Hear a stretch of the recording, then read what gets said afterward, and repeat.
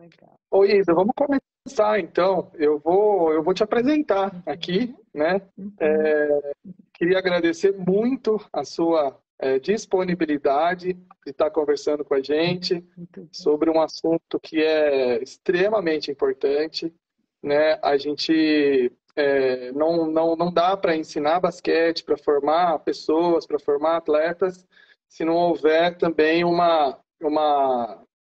pensamento, né, na família, né, nos Sim. pais, porque influencia muito os atletas, as crianças, os alunos, né? Então, eu queria te agradecer. A Que Isa é bom. psicopedagoga, é especialista na relação adulto-criança, é mãe de atleta nosso, então é um grande prazer ter você aqui, ter essa oportunidade de estar conversando sobre esse assunto que a gente entende que é muito importante e, enfim, a gente espera que ajude também, né, ou traga uma reflexão para as pessoas, né, que a gente aprende constantemente. Tomara que aqui seja mais uma oportunidade de aprendizado.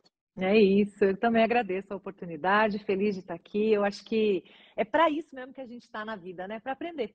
Então, bora lá, bora fazer desse momento um momento de crescimento para todos nós, né? É isso. Sim, sim. Então, para a gente começar, Isa, eu acho que eu queria que você se apresentasse, falasse Uhum. aí um pouco, para a gente iniciar a conversa, né? Porque você teve a experiência como mãe de atleta, né? E desde muito cedo, né? Que começou e tudo mais. Então, eu acho que para a gente começar a conversa, acho que seria interessante isso. Sim. Bom, eu sou mãe do Petrus, que faz basquete, está no sub-12, né, do Regatas, e também para a gente foi uma experiência super nova essa história de jogar basquete e de depois começar a jogar e competir mesmo, né, de uma forma mais encaminhando-se aí para uma carreira, talvez, profissional, uma coisa mais séria, vamos dizer, né? E aí a gente começou a viver as experiências de ter um filho atleta, né, se encaminhando aí para uma vida de atleta. E o que eu percebo como mãe é que, primeiro, vem um monte de coisa junto da gente, né? Um tanto de coisa do que a gente queria para a nossa vida, do que a gente sonha para a vida deles, para o futuro deles. E vem o encontro também com o outro, né? Porque no meu caso tem a mãe e tem o pai. E aí tem o pai também com todas as expectativas dele, e o pai acha que eu não tenho que gritar, e eu acho que eu tenho que gritar, e o outro acha que tem que falar, e o outro acha que não tem que falar. Então é muito interessante como rola toda uma dinâmica na família inteira aí de papéis, do que fazer, do que não fazer, como participar, como ser apoio e não atrapalhar. Né? Como ser apoio e não ser negligente, porque às vezes a gente faz, então se eu não posso falar, não vou fazer nada também. Não vou, aí larga de vez, né? Então, onde que está esse equilíbrio, né, desse lugar de ser apoio sem atrapalhar, de ser suporte, né, sem negligenciar, né, ou sem causar até mesmo alguns obstáculos, né? Já vi pessoas também que é uma luta, o menino quer e o pai, não, não é melhor fazer outra coisa, não sei o que, não sei o que. Então você vê um monte de posturas aí nessa vida, né? Que a gente experimenta algumas e outras que a gente vai vendo de pessoas, né, ao redor, que a gente fala, puxa, que pena, né? O menino podia ter um melhor desempenho se a gente tivesse mais consciência, né? É, E não só o desempenho de performance, o desempenho mesmo de ganho para ele na vida, de formação do ser humano, né? É uma oportunidade incrível que às vezes a gente atrapalha. Essa que é real. e a gente percebe, né, que o esporte ele permite um aprendizado enorme, né, dentro de um ambiente de certa forma controlado, né, então você consegue desenvolver uma série de questões físicas, de saúde, tudo isso, mas comportamental, psicológica, né?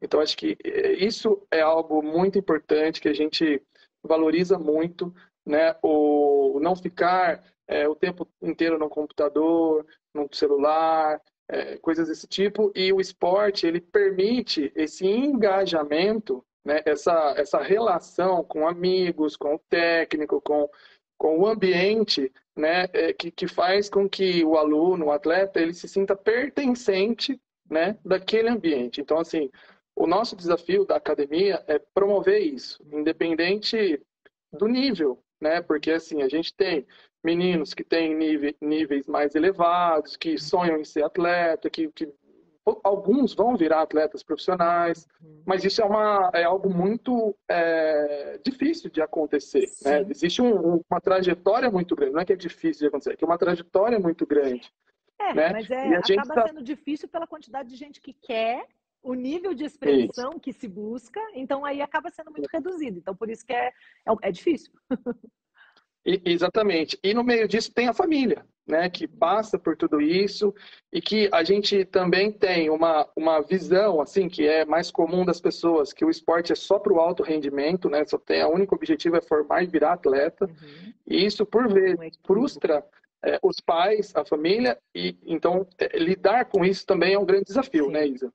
Sim, essas expectativas a gente vê em tudo, né, em relação aos filhos. Já começa pelo jeito, pela personalidade. Um veio mais agitado, queria que meu filho fosse mais tranquilinho, pelo amor de Deus. O outro veio tranquilinho, queria que ele fosse mais ativo, gente. Então, a gente lida com expectativas o tempo inteiro, né? O tempo inteiro. A gente que trabalha com pais especificamente, é impressionante como a gente cria expectativas em relação à criança, ao filho, né, ao resultado. Quando você coloca o esporte nessa história, aí eu começo com outras expectativas, assim, de curto prazo, que eu quero o rendimento, a performance. Eu quero que faça gol, eu quero que faça cesta, eu quero que marque ponto, eu quero que seja o primeiro, eu quero que esteja, né? Claro que não é, nós estamos generalizando, óbvio, né? Tem muitos perfis de pais e mães, né? Mas nós estamos falando das expectativas. Então, às vezes, a gente entra nessa, da expectativa do rendimento. E no longo prazo, isso que você falou, o esporte como alta performance, como se, né, virar um profissional do basquete, um profissional do futebol, um profissional, sei lá, da Fórmula 1, do cavalo, do hipismo, né? E às vezes, a gente, nessa expectativa de só alta performance, perde o principal que o esporte pode dar para a criança, que é promover a formação dele como indivíduo, independente da carreira que ele vai seguir, né? Então, isso é uma coisa muito importante. Se a gente estiver alinhado com isso, qualquer que seja o final da história em relação ao esporte, terá sido positivo. Tem um ponto que eu vejo que é uma busca muito grande dos pais, né, que me procuram, que é assim, quando a pessoa tem um pouco mais de consciência, ela começa a se preocupar com a criança. Como é que eu faço, Isa, para ajudar minha criança a ter uma boa autoestima? Né? Então, é uma parte que a gente olha para o esporte e nem sempre a gente faz uma relação direta. Mas as pessoas acham que para formar a autoestima de uma pessoa, de uma criança, a gente precisa elogiar, falar, você consegue, você é capaz, né? Você é bonito, você é bonita, você é inteligente. Só que a verdade é que a autoestima de verdade, profunda na estrutura da pessoa, ela se forma a partir do que ela vive, não do que ela ouve necessariamente. Tá? Inclusive, se ela viver alguma coisa e ouvir outra, vai valer o que ela viveu. Vale o que ela vive, né? Então, às vezes a gente está numa vida que a gente não permite a criança fazer nada. Na rua é perigoso. A gente não pode mais deixar brincar na rua porque é perigoso. Fazer as coisas em casa suja, molha, quebra. Eu também não tenho tempo, não tenho disponibilidade. Né? A vida ficou muito difícil para as crianças. Né? A agenda está muito cheia de todo mundo. Então, o esporte é um lugar, é um cenário em que a criança pode fazer alguma coisa. E ao fazer, ao realizar alguma coisa, em equipe, em grupo, sozinho, num treino, num jogo valendo, ela descobre-se capaz. Quando ela se descobre capaz, a autoestima é formada. Né? Ela também passa por desafios, nem tudo dá certo sempre. Né? E quando ela, apesar de não ter dado certo, consegue continuar, a autoestima aumenta. Sabe? Então, é sobre isso que a gente precisava falar quando a gente fala em engajar uma criança no esporte. Era nesse lugar que devia estar a nossa consciência e nossa expectativa. O resto é o resto, que também é maravilhoso. Eu também adoro quando ganha. Eu também adoro quando é o meu que faz a cesta. Exato. Então, isso é uma coisa que eu queria acrescentar, Isa, porque assim, eu acho que as pessoas que estão nos ouvindo, né, elas devem estar se perguntando, então o que eu preciso fazer enquanto pai para ajudar meu filho? Né? Como eu devo me comportar? E a gente percebe duas coisas que eu vou comentar. A primeira é o pai que pensa tanto no filho e esquece do time, né? Então, assim, a gente vê muito, é muito comum o pai torcer para o filho. E aí o torcer para o filho, ele implica em outras coisas, porque a cobrança para o filho também é maior, né? Então, isso é uma coisa comum. E o outro ponto que eu vou colocar aqui é a questão de tudo isso que você falou da autoestima, a questão da frustração, né? Por quê? Porque o esporte permite frustrar. Perder o jogo, errar uma cesta, errar um passe, não jogar bem, permite. Né? E também permite você ver que você errou e que o erro também traz uma aprendizagem. Traz muito mais, na verdade, né? Exato. Então, a questão da frustração, às vezes, é muito complicado quando a gente lida com os pais, porque os pais não querem que os filhos se frustrem, né? A gente torce para o filho, a gente quer que ele faça bem as coisas. Sim. Então, essa relação com a frustração também é bastante complicada, né? Na verdade, devia ser um caminho, né? A gente devia olhar para isso como um caminho, né? Porque a gente precisa da frustração. Tem algumas frases importantes sobre isso. Tem uma que diz assim: mar calmo nunca fez bom marinheiro. Porque se o cara só treinou no mar calmo, a primeira tempestade que vem ele não sabe o que fazer. Né? Então, a frustração é necessária para fortalecer a gente. Ninguém fica forte com a vida sempre boa. Sempre calma, sempre tranquilo. Não tem como, é impossível, né? Então, a gente precisa olhar para a frustração, né, como um caminho para o fortalecimento. O que vai determinar se a frustração vai me fortalecer ou me derrubar? O como eu vou passar por ela. Quando eu sou criança, como os adultos que estão perto de mim vão me ajudar a olhar e a viver aquela frustração. Dependendo da história que eu conto para mim mesma ou para a criança sobre a frustração que ela passou, ela vai sair do outro lado mais forte ou menos forte. Então, por exemplo, a criança passou uma frustração porque perdeu o jogo ou não conseguiu fazer a cesta que era determinante lá para virar. Se ela fizesse a cesta, ganhava, se não fizesse, perdia e perdeu, né? Então, como eu vou viver isso? Como que os meus pais vão olhar para isso e vão...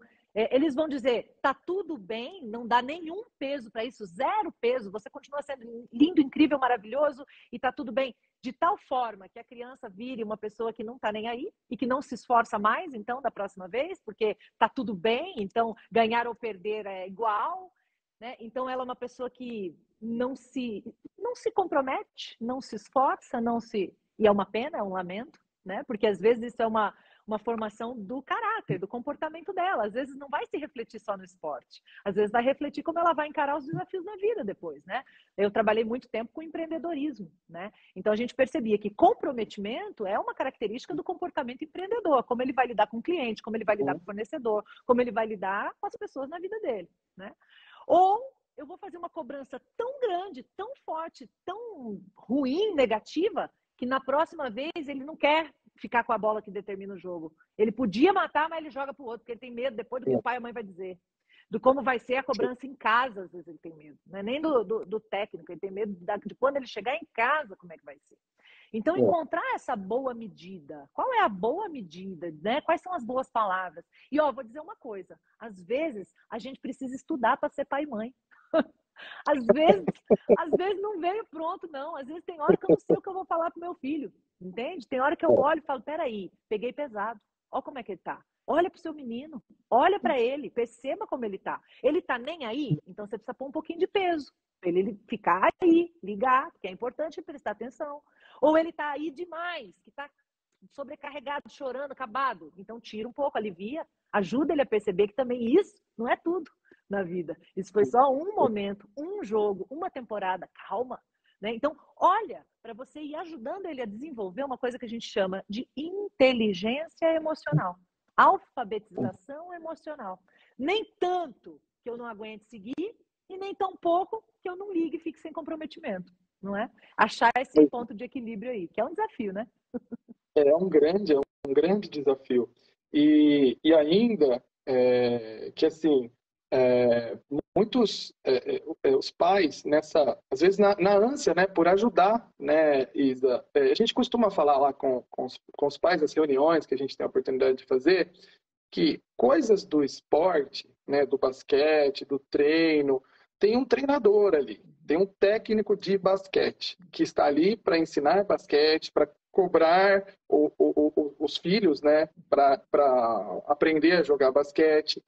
E que o pai, a função do pai, muitas vezes nesse momento, é ser pai, é não ser técnico, né? Porque a tarefa de ser pai e mãe já é árdua, né? Você tem que cobrar para escovar os dentes, para dormir no horário, para ir para a escola, todas aquelas coisas que o pai já tem o desgaste natural, vamos chamar assim, não sei nem se eu posso chamar assim, mas da relação do dia a Tá dia. todo E além mundo disso, entendendo, pode ficar tranquilo.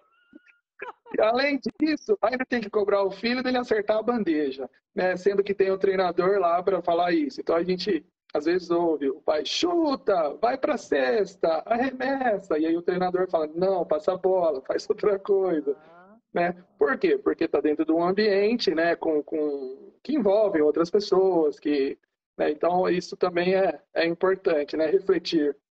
Você está trazendo, ele é muito delicado e relevante porque ele nos chama para prestar atenção na gente. Na gente. Peraí, qual é o meu papel? Qual é o meu lugar aqui? E mais, se eu não presto atenção em mim, como adulta que sou, como cérebro maduro da relação, que de vez em quando é bom lembrar, né? Nós somos os adultos da história, porque quando envolve esporte, todo mundo vira meio criança, né? É uma paixão, é uma coisa, né? É bom lembrar. Quando eu não sei o meu lugar, o que eu faço? Eu atrapalho meu filho. Aquele mesmo que eu quero que ganhe, aquele mesmo que eu quero que se dê bem, né? Eu atrapalho. Por quê? Cara, o cara tá no jogo, ele tá concatenando tudo, visão de jogo, coordenação motora, o que ele aprendeu, o que o técnico falou, o que os caras estão se movimentando no time adversário, tentando entender, tentando engajar com os companheiros do time. E aí o pai gritando, a mãe gritando do lado de fora, chuta, vai, faz. Cara, você tira o cara do jogo. Ele sai do jogo. Naquele momento que ele te escuta gritando, ele sai do jogo, né? E a gente vê, Isa, a criança esquece do jogo mesmo e olha pro pai na arquibancada. Ele sai do jogo, ele sai do jogo. Ele tá em campo, ele tá na quadra, mas ele sai do jogo. Porque emocionalmente, a voz do pai, a voz da mãe, gente, se a gente soubesse o poder que a gente tem com as crianças, a gente ia usar com muito mais moderação e estudar muito mais para falar sobre os meninos. Porque a gente tem um poder muito grande na vida desses meninos e a gente nem sabe, para destruir ou para construir, né? Então, é muito importante a gente usar com consciência a nossa voz, com consciência. Não é não usar, é usar com consciência, é saber o que está fazendo, né? É saber o que pode estar causando de negativo para o carinha que está lá se construindo. Sem falar, né, que a gente está no papel de pai e mãe, como você colocou muito bem, que a gente não sabe o que está na cabeça do técnico, a gente não sabe o que foi planejado para o time, para o grupo, qual que é a estratégia, a tática da equipe. E outra, qual é o desenvolvimento para cada atleta que está na cabeça do técnico, que acompanha todo o treino, que está ali já determinado para desenvolver. Então, exige também um pouco de confiança da nossa parte, né? Se a gente está ali, se a gente escolheu, né, colocar, engajar o menino ali, então confia um pouquinho. Confia um pouquinho, espera, dá um tempo, vai observando como passar. É incrível como a gente, agora eu posso falar como mãe, jogo a jogo você vê o crescimento do time, você vê o engajamento entre eles, você vê a coisa acontecer, amadurecer. É bonito demais, é bonito demais. Então, trabalhe e confia. Eu morei 10 anos no Espírito Santo, a bandeira do Espírito Santo está escrita assim, trabalhe e confia. É isso, trabalhe e confia. Qual que é o trabalho do pai? Leva o menino, cuida da alimentação, cuida de dormir cedo, cuida da parte que é de pai e mãe. Dá o respaldo, vai, leva no horário, garante o horário, uniforme, tênis, as coisas que precisa, né? Agora, o que é do técnico, deixa para o técnico. Exato. E assim, Isa, a gente percebe também que quando a criança começa a fazer o esporte, é tudo bom, é tudo legal, começa a fazer amizade, começa a acertar as primeiras cestas, começa a melhorar tecnicamente. Só que a hora que começa a competir, muda tudo. Muda tudo. Muda a relação com os outros pais, muda a relação com o ambiente. Então a gente vê, por exemplo, pai xingando a arbitragem, né? Por mais que assim, o árbitro erra, e assim, por mais que às vezes seja difícil não fazer isso, né? Mas assim, e óbvio, aqui tá fácil a gente falar racionalmente sentado numa cadeira aqui. Mas o esporte ele é tão cativante, ele é tão engajante, né? Que a gente tá dentro, né? Então muitas vezes existe essa confusão, né? Os pais eles se sentem os filhos ali na quadra para acertar e para errar. Quando acerta é o herói, quando erra E assim, e é eles que estão ali, não são os pais, né? Eles têm a vida deles ali dentro da quadra, eles que vão se frustrar, eles que vão ter acertar, né? Então essa tarefa de entender esses papéis, né? Não é fácil também, né? Não é. E quando a gente vê o juiz que tá roubando mesmo, aí é mais difícil ainda. Mas olha, embora exista, né, uma liberdade poética, né, que quando a gente está em Isso. quadra, em campo, a gente fica assim um pouco mais exaltado, né? No Brasil, a gente tem uma cultura que nos permite sair um pouco dos eixos quando a gente está lá assistindo um jogo, né? Então a gente sabe de tudo isso. Nós também não estamos aqui pregando que a gente tem que chegar lá e ser, né, robozinho e ficar. Não, não é isso, né? Mas é pensar no que o nosso filho está aprendendo com a gente. Também é um pouco sobre isso, sabe? É lembrar que também naquele lugar ali a gente continua sendo modelo, né? Também naquele lugar ali a gente continua sendo referência, inclusive na relação que esses meninos vão estabelecer com o esporte, né? Então, é importante, o esporte vai ser fonte de prazer ou de estresse, ou de briga, ou de confusão, ou de xingamento, né? Então, é uma coisa interessante a gente pensar sobre isso, porque às vezes nem a gente pensou quando a gente estabeleceu a nossa relação com o esporte, né? Então, os filhos sempre nos dão uma segunda chance, sempre, em tudo. É a segunda chance. É a segunda chance que você vai pensar a sua relação com a alimentação. É a segunda chance que você vai pensar a sua relação com o sono. É a segunda chance que você vai pensar a sua relação com os esportes, que é o nosso tema aqui. Então, os filhos são segunda chance. Olha com olhos de ver, né? E aproveita a segunda chance. Talvez na primeira você não teve escolha. Talvez a sua relação com o esporte não foi você que estabeleceu, foram os seus pais, né? E talvez eles não tiveram essa conversa. Então, quem sabe agora a gente tendo essa conversa, a gente olha e fala, peraí, qual vai ser a relação que o meu filho vai estabelecer com o esporte? Eu tenho parte nisso, tenho parte direta nisso. Como é que eu vou fazer isso? Como é que eu quero fazer isso? Porque quando a gente não escolhe, a gente está sendo escolhido, não é? Exato. E assim, é por isso que a nossa missão, né, enquanto trabalhar com o basquete, é transformar a vida das pessoas, né? E o esporte, a gente acredita realmente que transforma. E a gente sempre fala isso, transformar não é que ele vai virar atleta profissional da NBA, pode ser que aconteça, mas não é só essa transformação. A transformação, ela é comportamental, ela é social, né? Então a gente vê crianças que começam a jogar basquete, conhecem os melhores amigos da vida, né? Eu, até hoje, né, eu tenho amigos de quando eu jogava com 13 anos, 14 anos, e são meus melhores amigos até hoje. E a gente viaja, encontra. Então, assim, o esporte, ele permite uma série de coisas, né? Uma A gente não cumplicidade, pode né? reduzir, né? Exatamente, a gente não pode reduzir enquanto o esporte direcionado só para a performance. Existe, sim, a performance, né? E principalmente, e aí eu acho que é um ponto importante, né, da nossa conversa aqui, principalmente quando a gente está falando de crianças de 10, 11, 12, 13 anos, né, que estão começando no esporte, né? Então, é um ambiente muito positivo, se bem direcionado, né, e os pais são partes fundamentais desse processo. E é muito interessante também como até em termos de desenvolvimento cerebral, os pais às vezes não têm noção da cobrança que fazem. Porque às vezes eles estão cobrando coisas que a criança não tem ainda maturidade neurológica para dar conta, sabe? E assim, não precisa ir longe, não. Eu me dei conta disso quando o meu menino tinha 1 ano e pouco, tinha aprendido a andar, acabado de aprender a andar. Olha a loucura, Leandro, como a gente não tem noção. A gente não tem noção, não sabia. A gente estava num churrasco que tinha um campo de futebol e botamos o menino lá no gramado, tinha bola de futebol, e ele não ia até a bola e chutava. Ele pegava com a mão. Aí a gente, chuta, filho. Ele ia lá e pegava com a mão, né? Na quarta, quinta vez que a gente estava, vai ser goleiro, né? Só quer pegar a bola com a mão. Aí a gente se deu conta, cara, ele não sabe chutar. Para chutar tem que ficar no equilíbrio de uma perna só. Ele acabou de aprender a andar. Ele não tem condições de desenvolvimento cerebral para chutar. Não tem como. Sim. E aí, a hora que eu me dei conta disso, fiquei até com vergonha do tamanho da ignorância. Né? E esse é um ponto importante para a gente trazer. Os nossos filhos, eles só se desenvolvem até o tamanho da nossa ignorância. A nossa ignorância limita demais o desenvolvimento dos nossos filhos. Principalmente quando a gente fala desse campo emocional, porque esse é o invisível. Né? Quando a gente fala do físico, da alimentação, do sono, da vestimenta para jogar, isso todo mundo vê. Né? Agora, quando a gente está falando do desenvolvimento emocional, nós estamos falando do invisível. Aí, meu amigo, o tamanho da ignorância só aumenta, né? Só aumenta. E eu posso te confessar aqui que esse é um dos maiores dificuldades nossa, porque assim, enquanto academia de basquete, a gente consegue desenvolver o aspecto físico, técnico, tático, mas o aspecto emocional, psicológico é algo que é bastante complicado, sabe? E assim, a gente teve uma pandemia que acabou trazendo consequências, né? Mudanças boas e ruins. Então, esse é, sem dúvida, um assunto que, assim, a gente tem dificuldade, sabe? De ajudar as crianças no desenvolvimento delas. E você sabe por que a gente tem dificuldade? Porque a maioria de nós, da nossa geração, não teve.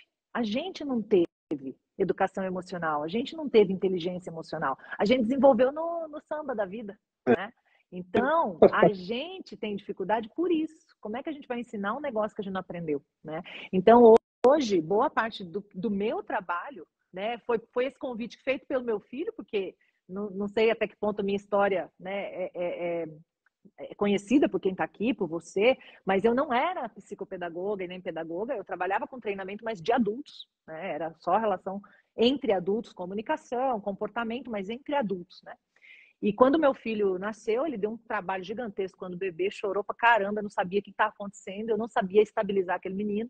E foram meses que eu não consegui voltar para o trabalho. Eu tive que parar e falar, peraí, deixa eu aprender como é que eu lido com isso daqui, que eu não sei, definitivamente. No começo, achei que eu sabia. Aí, quando não conseguia estabilizar, eu tive certeza que eu não sabia, né? E aí, quando a gente sabe que não sabe, é a hora que a gente aprende. Porque quando a gente acha que sabe, a gente não aprende. Né? E aí eu mergulhei para entender um pouco mais, né, das crianças. E foi aí que eu vi o tanto que eu não sabia. E eu não sabia principalmente sobre essa parte emocional. Não sabia, era invisível para mim, né? E é invisível, né? Eu falo que é a pedagogia do invisível, né? E a gente precisa olhar para isso, porque no fim das contas, né, é o que mais conta no nosso desempenho na vida, no fim, é a cabeça, é o emocional, né? E essa é uma armadilha também do esporte, né? Porque o esporte é um fenômeno múltiplo, cultural, que a gente vê na televisão e tudo. Então, muita gente acha que entende do esporte e acha que, né, que consegue ajudar, que consegue falar, e, enfim. E às vezes não é bem assim, né? Então, a gente também tem exemplos muito negativos do ensino do esporte e que trazem muitas consequências, muitos prejuízos até. Sim. Né? É muito comum. Acho que hoje a gente tem mais qualidade no ensino, mas muita gente, né, da nossa idade fala, eu não gostei de esporte porque o meu professor não era bom, porque eu não conseguia jogar, eu não tinha, enfim, algum problema que teve que afastou do esporte, né? O que é muito ruim, Sim. né? Muito triste, né? Porque também a gente olha para o esporte como uma opção na vida, não deveria ser. É parte da vida, né? É aquilo que você falou. O esporte no alto rendimento é só uma das possibilidades dele e é limitar demais o olhar para o esporte para isso, né? Você vê, se a gente olhar para o que a gente faz com a educação física nas escolas, é um negócio lá, um apêndice, tipo, você poderia viver sem, sabe? Não reprova, não vale nota, não é que eu acho que deveria valer nota e reprovar no sentido de, porque eu não sou nem a favor com esse sistema de nota e reprovação assim, dessa forma como é, mas isso é papo para outra história. Mas é olhar para a coisa como está e a gente vê o status que ganha diferente o esporte nas escolas, né? E assim a arte também, tá? Não é só o esporte, não. A arte também.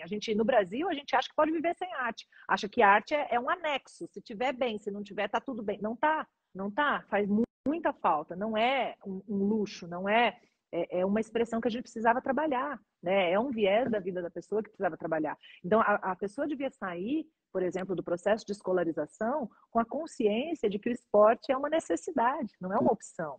É saúde.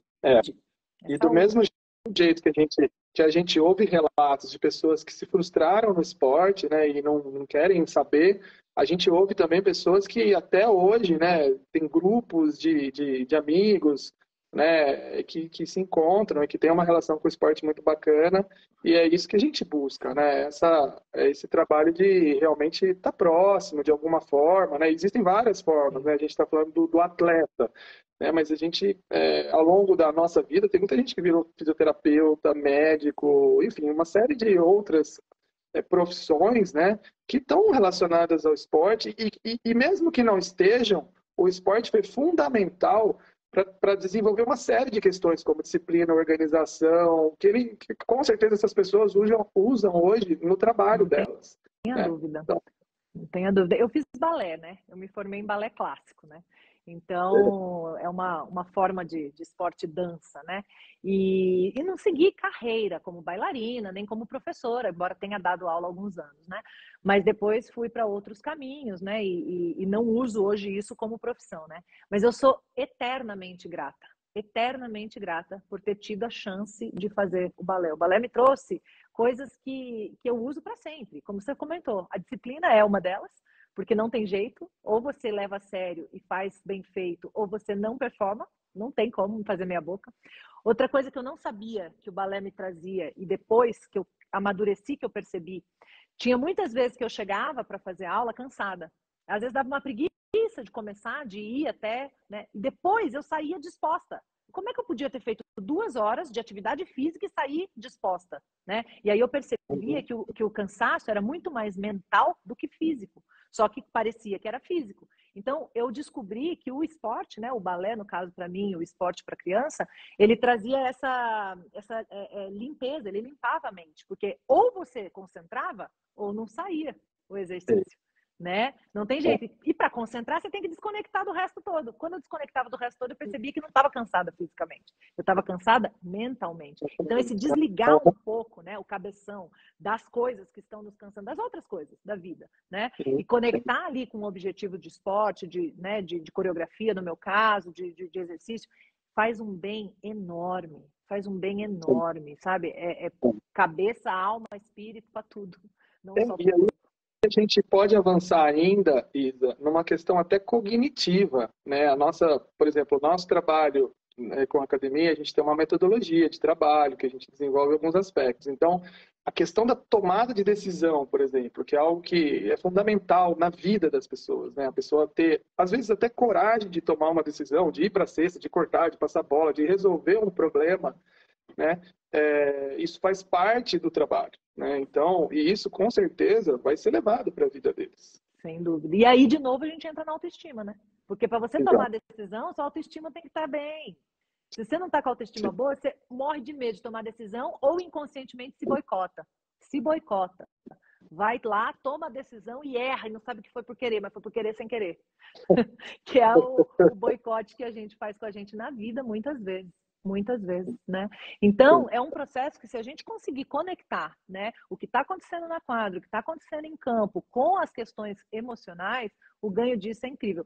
Existem muitas conexões que a vida mesmo se encarrega, né? Que a gente faz pela vivência ali e traz isso para a vida, né? E tem muitas que a gente, como pai, mãe, como técnico, como adulto da vez ali, pode ajudar as crianças a fazerem. E isso é muito maravilhoso. A gente aumenta muito, né, o proveito desse processo todo. É muito especial. E tá na nossa mão, né? É bola nossa essa. Sim.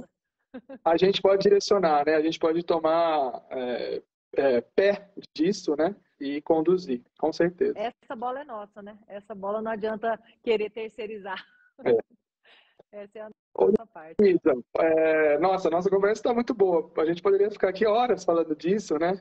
Mas, assim, eu queria que, assim, você, se a gente pudesse, enfim, dar um conselho, ou dar uma orientação, ou, enfim, passar algum tipo enfim, de reflexão até para os pais, né, que estão nos assistindo em relação ao comportamento deles em relação aos filhos. A gente já falou de algumas coisas aqui, de várias coisas, né? Mas eu acho que é importante para que a gente, né, consiga, né, nos ajudá-los e principalmente ajudar os filhos, né, que são a coisa mais importante aí nesse processo, né? E que às vezes a gente atropela isso, né? Sim. Eu diria o seguinte, Leandro, sempre que a gente tem uma criança num esporte, a gente pensa, né? O que essa criança precisa aprender, né? O que essa criança precisa aprender? Eu acho que o meu conselho, já que você me pede um conselho no final, né? Eu diria que é um convite da gente olhar para esse processo e olhar para a criança vivendo a vida no esporte e se perguntar o que eu preciso aprender, sabe? Assim, o que eu preciso aprender nesse processo? Eu preciso aprender a falar mais, a falar menos, a falar coisas que deixam meu filho bem, né? O que eu preciso aprender? Preciso aprender a me segurar? Preciso aprender a me soltar? O que eu preciso aprender? Né? Preciso aprender a confiar mais nos adultos técnicos, na equipe técnica, na equipe que está... Ou preciso aprender... O que eu preciso aprender? Acho que é fazer essa pergunta. E isso é interessante, Isa, porque, assim, é muito comum, a gente sempre fala, né, em algumas reuniões que a gente faz, que normalmente o filho, né, quando volta para casa, a primeira pergunta do pai depois do jogo é quantos pontos você fez, né? Como se os pontos fossem a coisa mais importante do mundo. E que se ele fez ponto, ele jogou bem. E se ele não fez ponto, ele jogou mal. Né? E aí, de novo, a gente reduz o esporte, né? Óbvio que todo mundo quer ganhar, que todo mundo quer jogar bem, isso tudo está incutido. Mas tem uma coisa que é pior ainda. O pai ou a mãe só vão gostar da criança se ele fizer ponto. Né? É a mensagem que o pai e a mãe passam para o filho. Se você não fizer ponto, eu não gosto de você, porque você não está performando. Né? Então, isso é uma coisa que acontece bastante, né? E a gente, ao longo desse processo, viu muito isso acontecer. E normalmente, qual é a orientação que a gente passa? Faça outras perguntas. Você se dedicou ao máximo que você pôde? Né? Você ajudou um companheiro de equipe? Né? Coisas desse tipo que envolvem muito mais do que o simples fazer uma cesta. Né? Eu acho que tem até no próprio jogo algumas outras métricas que a gente pode olhar, mesmo se a gente quiser ser, né, olhar para o jogo mesmo que a gente não queira falar tão, sua persistência, que também é bacana, mas às vezes fica muito abstrato, mas a gente pode olhar quantos pontos, quantas assistências, quantas defesas, se a gente estiver falando do basquete, né? Porque isso tudo não conta ponto, de fato, mas, puxa, diz tanto sobre o desenvolvimento daquele cara, a dedicação dele, o comprometimento dele com a equipe, o engajamento, a entrega dele, né? E, sobretudo, também, eu acho muito importante que a gente nunca tire da criança o prazer do esporte. Porque, às vezes, a gente fica tão olhando para o ponto, que a gente transforma o esporte numa fonte de estresse, de preocupação ou condicionamento do amor, né? O amor condicional. Eu só te amo se você desempenha bem, se você tem pontos, se você performa, né? Não falo isso, mas eu mostro isso, né?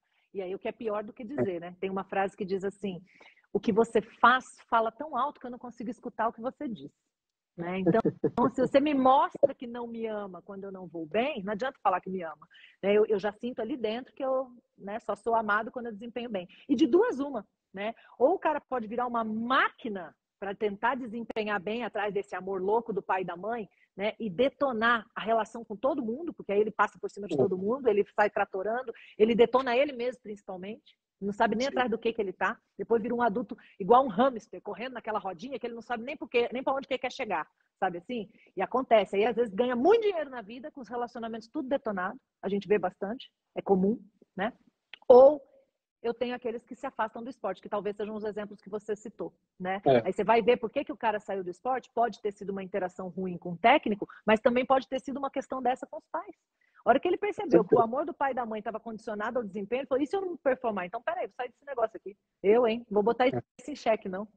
O amor do pai e da mãe, não vou pôr isso em xeque. E aí o cara sai, se afasta, né? Então, a gente pode ter maneiras muito mais equilibradas e positivas, né, de passar por essa relação com o esporte, né, em que a gente ajuda a nossa criança, a gente é suporte, apoio para ela, né. E claro, né, gente, é óbvio, ninguém está aqui dizendo que a gente não torce para os meninos ganhar, não faz barulho. Acho que se tiver alguém aqui que me vê torcendo lá, falar, esse equilíbrio todo aí não é verdade, não.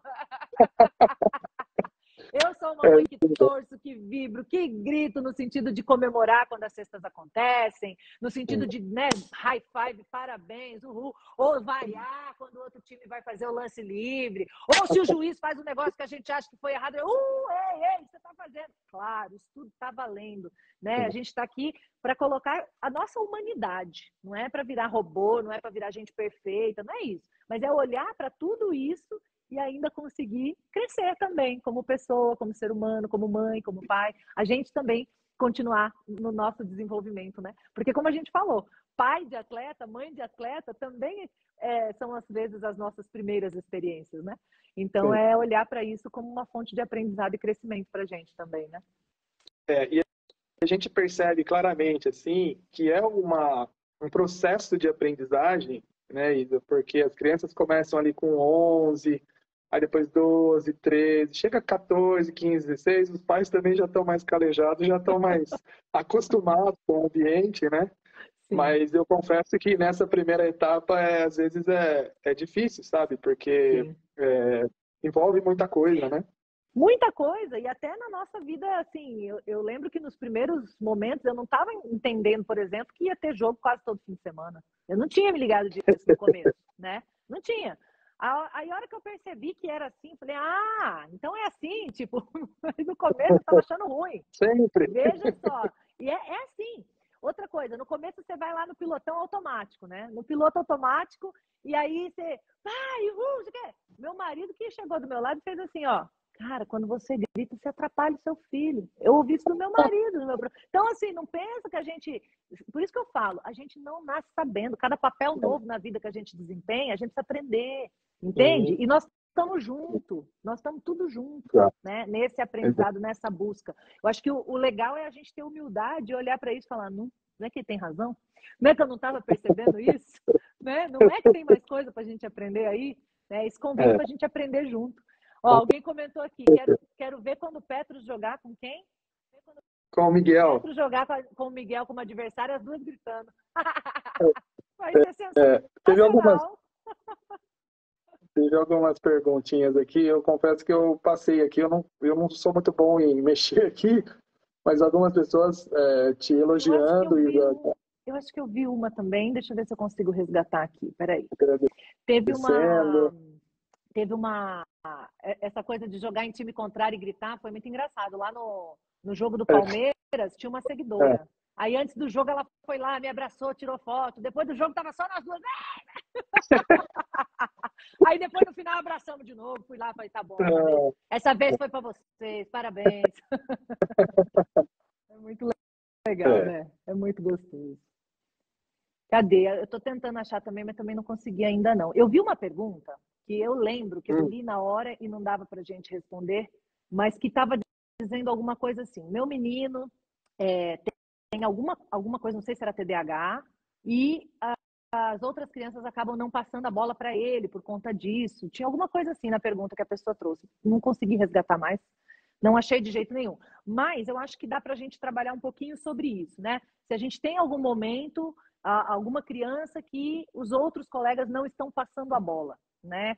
Tem alguma coisa a ser feita sobre isso? Você quer responder daí do ponto de vista técnico e eu falo do ponto de vista comportamental depois? Sim. Bom, tecnicamente, a gente tem algumas estratégias que a gente pode trabalhar. Por exemplo, jogos que a gente acaba colocando, não o jogo em si, mas jogos, por exemplo, Passa 10, que é um jogo de passe. A gente pode colocar algumas situações em que é obrigatório passar a bola para todo mundo. A gente começa a colocar algumas estratégias no jogo de regras adaptadas para que isso aconteça. Então, normalmente a gente trabalha assim. Com isso a gente consegue melhorar ou ampliar a participação de todos. Só uma outra coisa, acho que também é fundamental que o treinador, o professor, esteja atento a isso e consiga ali também conversar e orientar, né, sobre essas questões para que, né, todo mundo participe. Achei a pergunta, é exatamente isso. Meu filho tem déficit de atenção. Quando os colegas percebem que ele não atinge igual, não passam a bola ou chamam de beta. Como orientar? Né? Então, é muito legal. Eu acho que tem essa parte do que você está trazendo, né? Da tecnicamente ali trabalhar isso, do professor olhar para isso comportamentalmente, de repente chamar a galera para, né, para perceber, né? O que está em jogo aqui, né? Quando é um jogo que está valendo pontos, que está valendo é uma situação. Quando não é isso, a gente pode ter outros objetivos também, a gente pode ter outros momentos. Eu acho que a gente pode separar as coisas também. E acho que aqui cabe aprendizado para todos, né? Para os pais desse garoto, por exemplo, que tem déficit de atenção. Então, o que nós podemos fazer, né? Se o cara está num ambiente que é competitivo, ele vai precisar treinar mais? Ele vai precisar de alguma coisa particular, talvez? Não sei. Se é bater papo para conseguir chegar no que precisa ou não, ou se é para se entender diferente e lidar com isso, né? E perceber se é... Eu tenho também, viu? Descobri tardiamente agora, acabei de descobrir que eu sou TDAH, né? Eu não sabia. E a gente é diferente em alguns pontos mesmo, né? Então, é muito interessante. E eu acho que assim, ser diferente significa que a gente é minoria. Então, esse é um ponto que eu gosto de trazer. E como eu agora descobri que eu sou, eu posso falar tranquila. Se eu sou minoria, eu não posso esperar que todo mundo se adapte a mim. Entende? Eu preciso buscar me adaptar ao que é da maioria, ao que está posto na maioria. né? Claro que algumas concessões podem ser feitas. Se o grupo puder fazer para mim, se alguém puder me entender e me ajudar, maravilhoso, maravilhoso, lindo, é o que a gente espera, né? E o mundo está se abrindo cada vez mais para as minorias, para pessoas que são, né, diferentes de alguma forma, né? Mas também a gente não pode ficar bravo, revoltado com o mundo que não se adequa ao meu perfil, à minha diferença, ao meu jeito, né? Então, acho que aí é uma via de mão dupla, né? E, de novo, como eu, pai e mãe, olhar para isso e passar isso para o meu filho, eu posso fortalecer o meu menino ou enfraquecer o meu menino. Então, acho que o mais importante desse processo todo é como eu, pai e mãe, vou viver esse processo com a minha criança, né? Porque se eu vivo esse processo e sinto uma vítima não compreendida pelos colegas, não olhada, não vista pelos técnicos, pelos professores, então eu posso crescer esse menino fraco, vítima, né? Esperando do mundo a compreensão, o acolhimento, a ajuda, não é? Agora, eu posso olhar para isso e falar, poxa, seria legal ser. A gente pode até trabalhar e lutar para que se tenha isso. Mas já que não teve, como é que nós vamos passar por isso? Como protagonista, sim, como alguém que toma as rédeas da própria vida nas mãos, né? Do próprio resultado nas mãos. E isso faz toda a diferença, toda a diferença. Então, assumir a responsabilidade pelo próprio resultado, pelo que consegue dos outros, né? A gente não tem só desempenho para ganhar moral. Quem às vezes não desempenha igual pode ser muito legal. E ganha moral também, né? Com certeza. Então, descobrir as nossas forças também, sabe? Às vezes a gente tem forças em outras frentes, né? E isso a gente vê o tempo inteiro no mundo dos negócios, no mundo das profissões, em todos, não só nos esportes. Tem pessoas que são tão carismáticas, que têm um poder de persuasão, de comunicação tão grande, isso lhes abre muitas portas, né? Então, a gente também tem outras forças. E olhar para a criança e falar para a criança, ajudá-la a descobrir outras forças dela, além de continuar trabalhando o desempenho, a performance, né? Também é muito importante. Também pode fortalecer uma pessoa, né? Excelente, Isa. Tem duas perguntinhas aqui. Eu vou emendar as duas. Tá Alguém, eu não lembro aqui, alguém que está falando que a criança é competitiva demais. E a outra comentou que não aceita perder. Como lidar com essas situações? Criança muito competitiva. Boa. E quem não aceita perder. Boa, eu vou começar de trás para frente. Vou falar primeiro da que não aceita perder, depois falo da muito competitiva. É muito engraçado quando as pessoas me perguntam assim: ai, minha criança não sabe perder, a criança tem que aprender a perder. Eu falo, que horror, ensinar a perder, né? Eu quero que ensine a ganhar, mas que saiba se comportar quando a perda for inevitável. Então, eu não quero ensinar a perder, eu quero que ele sempre ganhe. Mas quando perder, porque vai acontecer, no esporte, na vida, em tudo, nas relações, a perda vai acontecer, ponto, né? Aí eu preciso saber como lidar. Então, ensinar a criança a lidar quando perde, né? A se comportar quando perde. Não ensinar a perder, tá, gente? Não ensina a perder, não. A gente quer que eles ganhem. A gente fala assim também, viu, Isa, lá? É? Olha que legal. Nós estamos alinhados mais do que a gente pensa, né? Isso é muito legal. Então, existe até para isso uma possibilidade que a gente pode fazer, né? Quando a criança é bem novinha, sei lá, 4, 5 anos, é legal começar já ali, né? Às vezes passou desse tempo, nós vamos fazer um resgate agora com a criança maior, tá tudo bem. Sempre é possível fazer alguma coisa, tá, gente? Mas se você estiver vendo isso e sua criança tem lá 4, 5, 6 anos, né, você pode treinar. Eu fiz com meu filho, tá? A gente jogava jogo de tabuleiro, por exemplo, um jogo previsível, como a dama, tá? Que é um jogo simples e a criança ela vai percebendo todas as peças estão dispostas. Então não tem uma carta na manga, tá tudo ali, né? Aí a criança ela vê o que está acontecendo. Então, eu percebia que quando eu ia ganhar, e eu já estava nessa consciência, né? Ele chorava. As primeiras vezes, chorava, quebrava tudo, jogava tudo, aquele negócio, né? Aí você, opa, então peraí. Aí o que eu comecei a fazer? Quando eu percebia que dava para eu ganhar, eu falava para ele assim, se você fosse eu, qual o próximo movimento você faria? Aí ele percebia que eu ia ganhar. Aí eu falo, vem aqui do meu lado, olha o meu jogo desse lado. Aí ele olhava. Se eu fizer esse movimento agora, o que vai acontecer? Não é? E você? Aí os olhinhos enchiam de água. Já ia chorar. Falei, então. Só que aí você tem um tempo de processar. Você não pega a criança de surpresa, a criança processa o que está acontecendo, né? E tal. E aí, beleza. Aí eu ia trabalhando com ele e isso ia dando esse tempo de processar. E depois, eu fui trazendo também o conceito de uma partida e um campeonato. Se você desistir e parar de jogar porque você perdeu essa partida, você perdeu mesmo. Você perdeu o campeonato todo.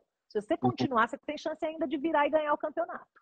Então, aí eu fui trabalhando a questão de persistência, né? Não é garantia. Eu falava, não é garantia, mas tem mais chance. Se você continuar, tem chance. Entende? Então, foi também a forma que a gente foi trabalhando e foi muito legal. Então, acho que os jogos de tabuleiro, os jogos de cartas, eles podem ajudar a gente nesse processo, da gente ir devagarzinho construindo com a criança. Beleza, se você fosse eu, próximo movimento, se eu fizer esse movimento, eu ganho, não é? Então, se você faria, é o que eu vou fazer também, porque está na minha vez, tal. E aí a gente ganha. Né? Se a criança for muito pequena, não precisa ganhar 3 vezes seguida. Deixa ganhar uma vezinha, tal, né? Vai sentindo o gostinho também de ganhar. Aí só que você vai trabalhando isso. Não deixa ganhar todas as vezes. A maioria dos problemas como pai e mãe é o sempre e o nunca. São os extremos, né? Ai, não, deixa ganhar, tadinho. Aí deixa sempre ganhar, todas as vezes, né? Aí é ruim. Ou nunca deixa. Não, porque eu jogo duro mesmo, né? Nunca deixa. Aí, coitado da criança também nunca sente o gosto da vitória, né? Enfim, então os extremos são perigosos. Então, essa é uma forma. Se a criança já não passou por isso, retoma, resgata, chama para o jogo de tabuleiro agora, vai conversando sobre isso. Obviamente, você vai adequar o linguajar e as coisas à faixa etária da criança, ao que ela já entende. Eventualmente, eu peço desculpas para o meu filho. Filho, deixei passar uma coisa que eu devia ter feito lá atrás, mas não sabia. Descobri agora. E eu queria fazer agora com você. Desculpa que eu não sabia, mas eu queria retomar isso aqui. Eu estou vendo que você não está conseguindo lidar com isso e eu devia ter te ajudado, mas eu não sabia. Agora eu aprendi. Eu faço isso direto. Aprendo alguma coisa que eu deixei passar, que eu queria ter feito, mas não fiz. Se faz sentido, né? Eu falo, cara, desculpa, a mãe não sabia. Eu quero te falar um negócio, vem cá. E aí bate um papo, cabeça, o meu já tem 12, né? Então já entra nessa conversa mais séria mesmo, de igual para igual, né? Quase. Então, eu acho que é muito válido fazer retomadas, resgates de coisas que a gente deixou passar. A gente não tem como saber tudo. E a gente vai descobrindo coisas, né? E o ser humano tem um nível de plasticidade cerebral, porque Deus sabia que isso ia acontecer, a gente ia precisar resgatar as coisas. Então, ele deixou essa margem aí para a gente conversar. Sim. E sobre as crianças que são competitivas demais, né? Bom, isso aí é uma coisa que provavelmente uma soma de temperamento com ambiente. A gente vive num ambiente competitivo, a nossa cultura estimula isso, né? O próprio modelo de vida que a gente tem, econômico, né, de negócios e tal, traz isso. Então, assim, um pouco é saudável, é necessário até para esse modo de vida que a gente tem colocado, é bom. Quando está muito, aí a gente precisa tomar alguns cuidados. Primeiro deles, a gente olhar como a gente está fazendo a criança funcionar. Tem gente que só faz a criança funcionar assim. Quem chega primeiro? Quem escova o dente primeiro? Quem troca de roupa primeiro? Quem chega no carro primeiro? Às vezes a gente mesmo que está fazendo isso nem percebe, né? Então, quando a gente está fazendo isso, a gente vai deixando a criança, que já é por natureza mais competitiva, num nível exacerbado. Então, a gente precisa olhar para isso, ver se está acontecendo. Eu já atendi uma escola com crianças de 5 anos que estavam uma enfiando o pé na frente da outra para derrubar o amiguinho. Um grupo 5 violento, um grupo 5 terrível, Isa, me ajude. Fui ver na escola o que estava acontecendo, era exatamente isso. Era um grupo de crianças que tinham um temperamento mais competitivo, e aí é um outro estudo também de temperamentos, que é muito legal, que a gente pode um dia bater papo sobre isso, que faz muito sentido. E a professora que só estava fazendo as crianças funcionar na competição. Aí, exacerbou. Os meninos estavam com 5 anos, um botando o pé literalmente na frente do outro para conseguir chegar primeiro, né? Então, a gente precisa olhar para isso com esse carinho, né? E lembrar a criança, agora não é competição. Sim. Eu não estou competindo com você agora, porque às vezes a criança está competindo com a gente, até nas coisas. Eu não estou competindo agora. Agora é hora de cooperação. Você sabe o que é cooperação? Aí começa a trabalhar com a criança, né? A gente ganha quando todo mundo chegar até o final. Então, a gente pode trabalhar a questão mais de jogos cooperativos, né? De como fazer, ao invés de quem chega primeiro, quanto tempo a gente leva. Medir o tempo é diferente de competir. Então, às vezes, são sutis diferenças que a gente pode fazer, que a gente já desloca o olhar da competição para a cooperação, né? E faz um bem enorme, equilibra a criança. Muito legal, Isa. Em relação a isso que você falou, essa questão da competitividade, enfim, normalmente quando a gente faz os nossos camps, né, que são em julho, janeiro, é um período de treinamento, né, que as crianças vão treinar e tudo, E essa questão que você falou da sociedade, que ela é sempre muito competitiva, eu acho que a questão de fazer ponto também está relacionada a isso. A gente dá 3 prêmios no nosso camp. Um é o jogador que mais evoluiu, não é o melhor, é o que mais evoluiu naquele período de treino, o melhor companheiro de equipe, né, e o melhor defensor. O melhor companheiro de equipe está relacionado a essa questão de ajudar as pessoas, né, de ajudar o amigo, de estar junto, de alguma forma ajudar. E o melhor defensor é a resiliência, é a resistência, né? Porque assim, ninguém gosta de defender, essa é a verdade. É difícil alguém que goste. Ninguém joga basquete para defender, joga basquete para atacar, para fazer cedo. Ninguém joga futebol, né? Normalmente não é assim. Né? Pode ser que tenha alguém que goste, tudo, mas não é o comum. Sim. Então, a gente tenta dessa forma estimular essas questões, né? É muito legal. E se você vê, né, a hora que um menino está em campo, volta no tempo, o outro que está no banco pegando água, servindo os meninos, os amigos, é tão bonito, cara, de ver isso, assim, sabe? Um menino que caiu, o outro do outro time vai lá, ajuda a levantar. Então tem toda uma parte de parceria que é muito especial e que é desenvolvida no esporte de uma maneira muito completa, né? Torna o esporte muito completo quando é olhado para isso também, né? É muito bonito, porque aí envolve caráter, né? O desenvolvimento de valores, né? E o esporte é uma fonte de valores e princípios que, se a gente souber aproveitar, é maravilhoso. É maravilhoso. Ô, Isa, mais 2 pontos que eu vou colocar aqui para a gente terminar também, né? Que foram perguntados aqui para as pessoas. São 2 pontos aqui, eu não lembro muito a pergunta, mas é a questão da ansiedade no esporte. A ansiedade e o esporte tem uma pergunta dizendo que o filho é muito ansioso e está no psicólogo, enfim, já trabalha isso, como lidar com isso. E da questão também da insegurança, falta de confiança perante os outros alunos, os outros atletas, as outras pessoas que jogam junto.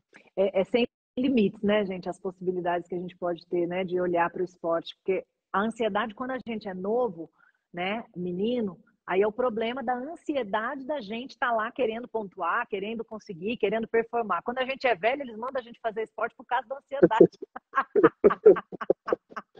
Para tratar a ansiedade, aí eles mandam a gente para o esporte. Vai fazer um esporte para ficar menos ansioso, né?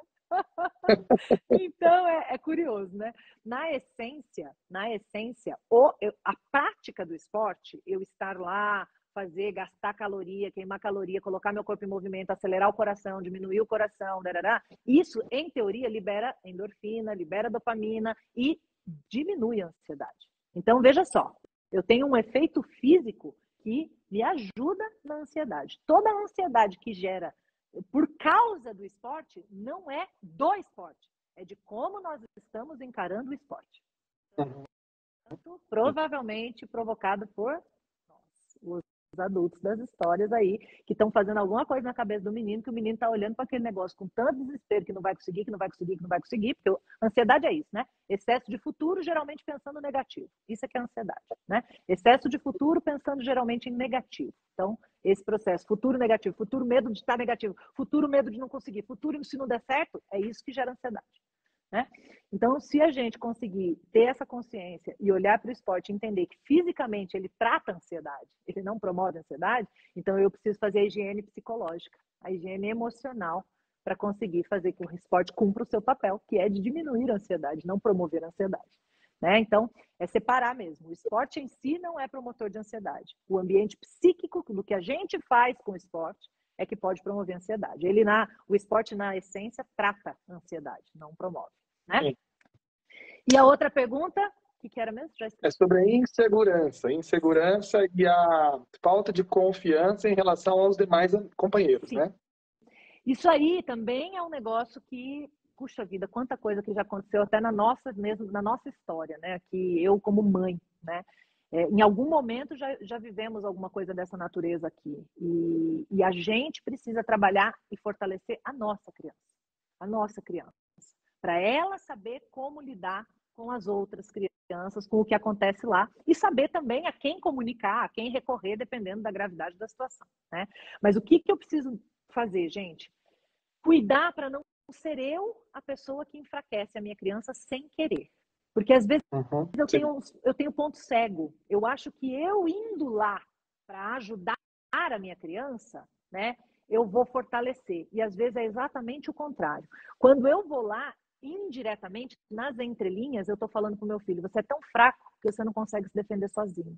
Você precisa de mim, você precisa que eu fale por você, você precisa que eu intervenha, você precisa que eu chame o técnico, né? Então, às vezes, vale muito a gente dar recursos para a própria criança, para que ela lide com as questões que estão acontecendo. Óbvio que pode chegar em algum ponto que precise da intervenção do adulto, tá?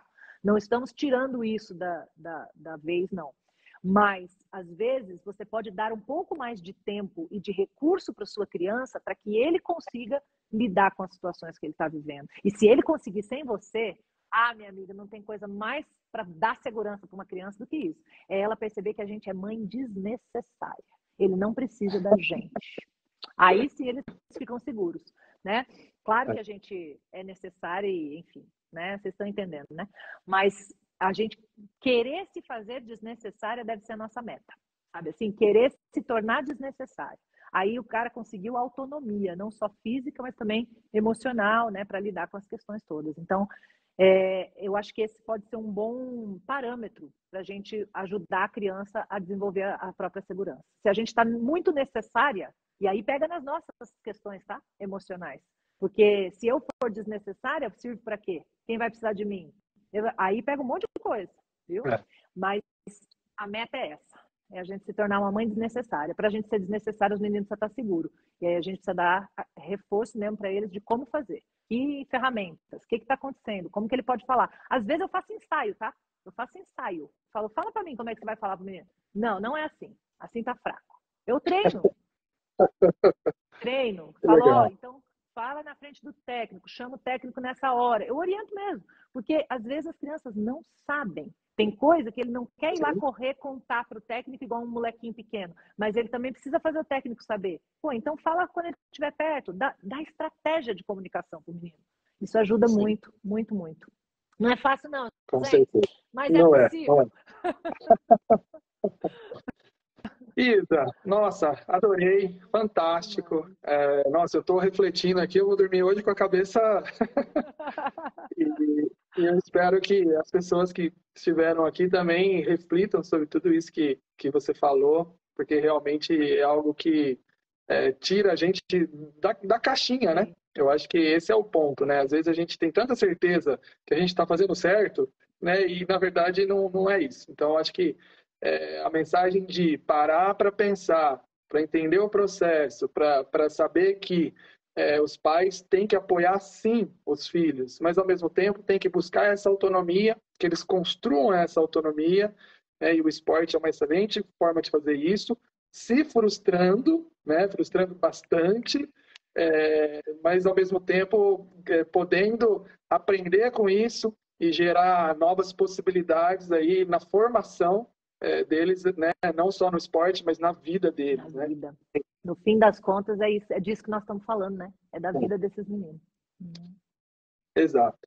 Então, eu queria te agradecer muito, Isa, por essa oportunidade de ter você aqui com a gente, de estar conversando, de estar passando, orientando, enfim, informações super, super importantes, que, como eu falei, sem dúvida, isso é uma coisa que a gente não dá conta, né? E, sem dúvida, você é uma pessoa aí que não só tem um conhecimento profissional, mas também tem uma experiência de ser mãe de atletas nossos, que passou, né?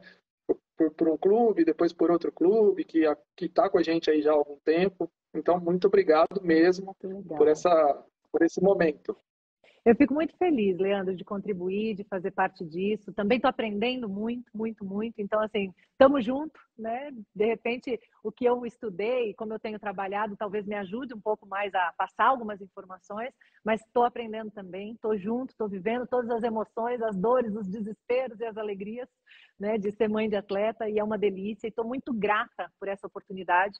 Eu vejo, assim, um ganho enorme na vida do meu filho, pelo envolvimento com o basquete, então sou muito, muito, muito grata. Então, essa é uma forma também de retribuir, de agradecer, né, e de fazer ainda a minha missão. Eu tenho isso muito por missão, sabe, de falar dessa parte invisível. Eu acho que a gente precisa tornar mais concreta a vida emocional da criança, o mundo sob a perspectiva da criança, nesse campo emocional. Então, isso vai muito ao encontro do que eu tenho por missão. Então, eu agradeço também a chance de continuar, né, fazendo o que eu tenho aí por missão. E quanto a gente puder entregar e estar junto, conta comigo. Muito bom. Legal.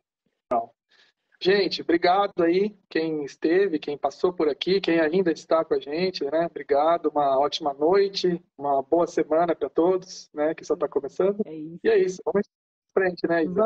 Vamos que vamos. Bora gastar mais energia que bateria. Ótimo. É isso aí. Obrigado, Beijão. viu? Valeu, Beijão gente. para todos aí. Tchau, Valeu, obrigado. tchau.